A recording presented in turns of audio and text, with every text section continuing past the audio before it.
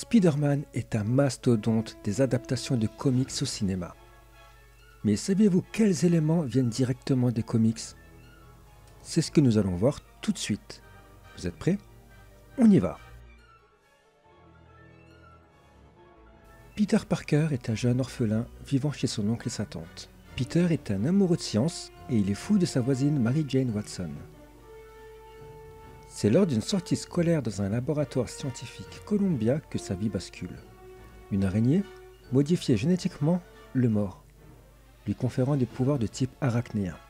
Cet élément, sur lequel la trilogie commence, sort tout droit de la saga Ultimate Spider-Man, un reboot des comics originaux dans un univers alternatif sorti au début des années 2000 pour remettre l'histoire au goût du jour. Dans le comic book, la sortie scolaire n'est pas dans un laboratoire de Columbia, mais d'Oscorp.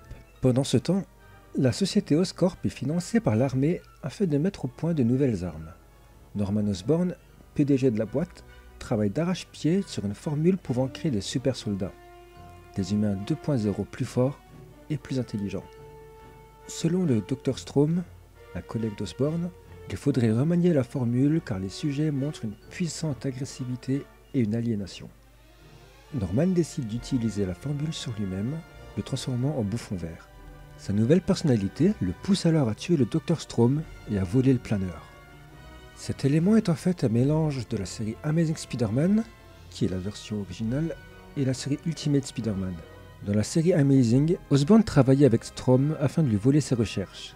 Après avoir trouvé des notes sur une expérience inachevée, il décide de la recréer, mais une erreur de calcul fait tout péter, transformant ainsi Norman Osborn en bouffon vert. Dans la version Ultimate, par contre, il s'injecte le sérum Oz, utilisé sur l'araignée ayant mordu Peter, pour avoir les mêmes capacités que le tisseur.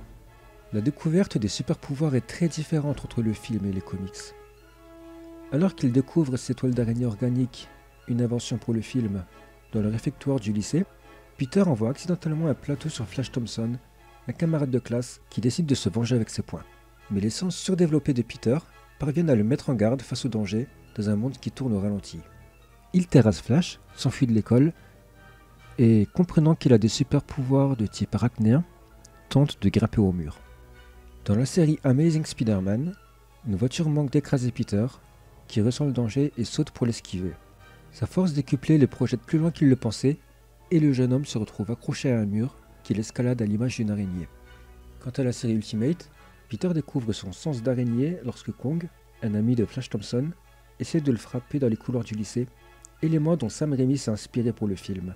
Il découvrira un peu plus tard ses capacités d'araignée lors d'une dispute avec son oncle, où il restera scotché au mur.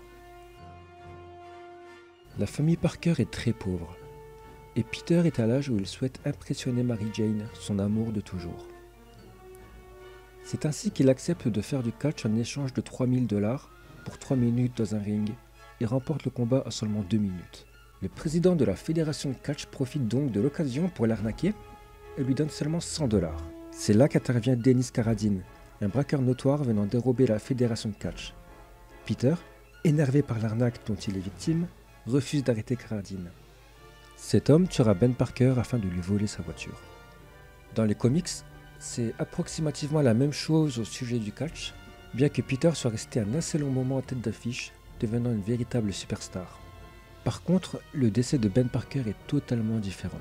Dans l'univers Marvel classique, Dennis Carradine braque bel et bien la fédération de catch, puis il cambriole le domicile des Parker et tue l'oncle Ben. Dans l'univers Ultimate, c'est un épicier qu'il braque avant de cambrioler le domicile des Parker, version qui sera adaptée dans le film The Amazing Spider-Man. Peter décide alors de dédier ses pouvoirs au bien et à la justice. D'ailleurs, c'est le narrateur de l'univers Marvel classique qui cite Voltaire via la maxime « Un grand pouvoir implique de grandes responsabilités » et non l'oncle Ben. Faisons un bref saut dans le temps. En dehors de la colocation Peter et Harry tirés des comics Amazing Spider-Man et du travail au Daily Bugle, le film ne suit pas vraiment la trame des comics. Nous voici donc à la première apparition du bouffon vert en plein milieu d'une fête à Manhattan. Spider-Man arrive à le vaincre en abîmant son planeur. Dans la série Amazing Spider-Man, lors de sa première apparition, le bouffon vert n'utilisait pas un planeur mais un balai volant. Il reviendra ensuite avec le planeur et attaque la fête d'ouverture du Spider-Man Club de Forest Hill. Tout comme dans l'univers Marvel classique, Norman Osborn a deux âmes différentes, deux personnalités distinctes. Norman Osborn est le Bouffon Vert, et les deux personnages partagent une seule et même intelligence, accrue et surtout au-dessus de tous les autres ennemis du tisseur. C'est ainsi qu'il ira attaquer le Daily Bugle pour retrouver celui qui prend des photos de Spider-Man, et le tisseur se fait anesthésier par un gaz conçu par le Bouffon Vert. Dans l'univers Marvel classique, le Bouffon Vert met au point un gaz capable d'anesthésier son sens d'araignée dans le but de prendre Spider-Man en filature et découvrir son identité secrète. Dans le film, la découverte de l'identité secrète du tisseur est due à un feu d'appartement où le Bouffon Vert lui tend un piège. Ce dernier blessera Spider-Man au bras et constatera ensuite que Peter a la même blessure. Le Bouffon Vert, sachant enfin qui est Spider-Man, décide de l'attaquer dans sa propre maison, ce qui provoque une crise cardiaque chez May Parker.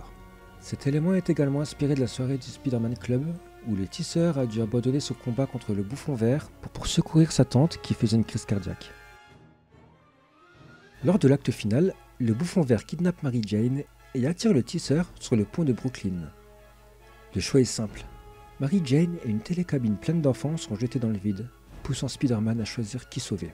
Élément inspiré de la mort de Gwen Stacy dans le comic book Turning Point, apparu dans le numéro 121 d'Amazing Spider-Man. Affaibli par un combat intense, Osborn ordonne alors à son planeur d'empaler le tisseur par derrière. Averti par son sens d'araignée, Peter esquive l'engin qui empale le bouffon, victime de son propre machiavélisme. Ce passage est repris quasiment à l'identique du comic book Death of the Green Goblin, en anglais dégueulasse, je le sais très bien, apparu dans le numéro 122 de la série Amazing Spider-Man.